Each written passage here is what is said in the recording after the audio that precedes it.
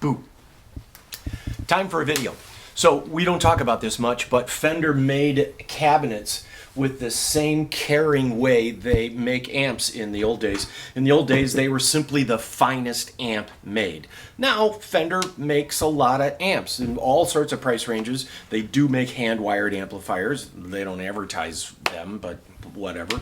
But back in the day, they did make pine cabinets. Now, currently, most speaker cabinets are made of plywood. Plywood is, if you think about it, pretty heavy because it's mostly made of glue. And it's layer after layer glued and glued and glued. If you think of picking up like a bucket of glue, you can imagine it's quite heavy. Plywood is kind of heavy. This is not made of plywood. This is made of pine. And the same type of pine they used in cabinets that lightened them up. And in combos, like old brown combos and tweed amplifiers, they're actually resonant.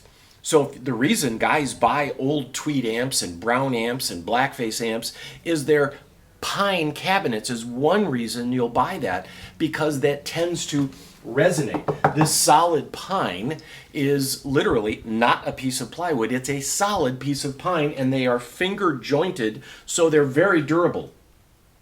Old pre-CBS cabinets, like this one, are made of solid pine. And you can look and see there's knots of pine in there. Sometimes these knots that are here on these cabinets, they'll come through on the other side, black Tolex, but in tweed amplifiers, you'll see the oils from the pine, the sap, come through on these knots, and you'll see those in these pine cabinets. Plywood generally doesn't have knots like that. So these cabinets tend to resonate really well. What's great about Fender 2x12 cabinets, these smaller ones in particular, is they're remarkably light. They also resonate. So when you have a closed back cabinet, all the energy from the back of the speaker, and the speaker goes back and forth. There's as much energy going this way as there is going that way.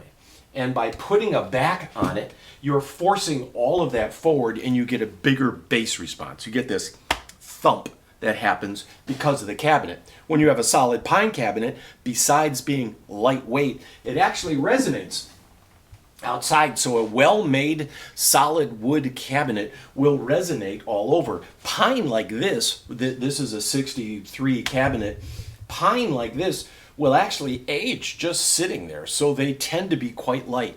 These cabinets are getting more and more valuable because of that. People are discovering that they really do add to the tonality, and they are, because of the cabinet, they tend to resonate out, so your drummer can hear it. Not only does the sound push forward more and is more directional and has a bigger bass, but it resonates enough so that the rest of the band can hear it too. You get into a plywood cabinet and it tends to be more focused, and it really doesn't resonate outside of the chamber of the cabinet. So this one actually has some JBL D120Fs, and I'm trying to find a date code on here.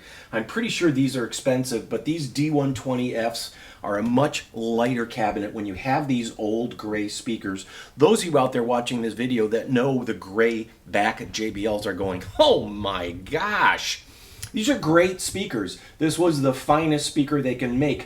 Today, JBLs tend to be a little more, they enhance more of the treble. They tend to be kind of ear-shatteringly sharp. These older JBLs with their Alnico magnets, even though it's covered like this, with their Alnico magnets tend to be softer and sweeter, yet they define the bass more.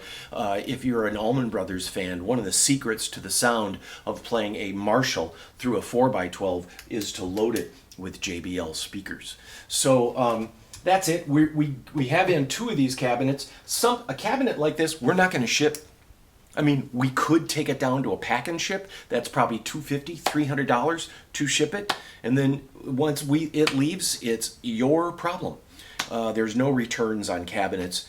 But otherwise, this cabinet with its JBLs is really more for you local guys here in the Twin Cities. You will notice that it's a fiberboard on the back. and the baffle is a fiberboard, a lot like the Marshall cabinets of the time. It's a little thinner baffle board, and it tends to breathe. And these baffle boards are screwed in. You can see they're screwed in here. That's called a floating baffle. So in the later cabinets, they would glue the baffle board. That would be glued into place on these speaker cabinets, and most of your high-end cabinets, like car amplifiers, always has a floating baffle. That is that the baffle is screwed in and it is allowed to move with the speaker.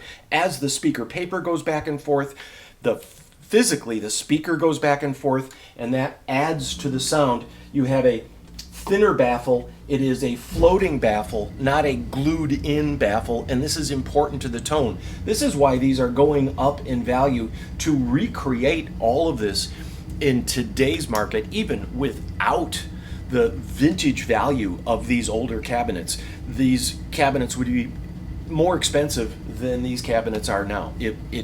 It's really tough to make these and to buy the pine. So there you go. I wanted to open this up and show you. We've got two of these cabinets that just came in. This one has the JBLs, and if you've ever played something through old JBLs, it's really a special sound. It sounds like an old hi-fi with headphones on. It's just all that articulation is in there. So on that note, I'm gonna let you go. One last thing. Scary, huh?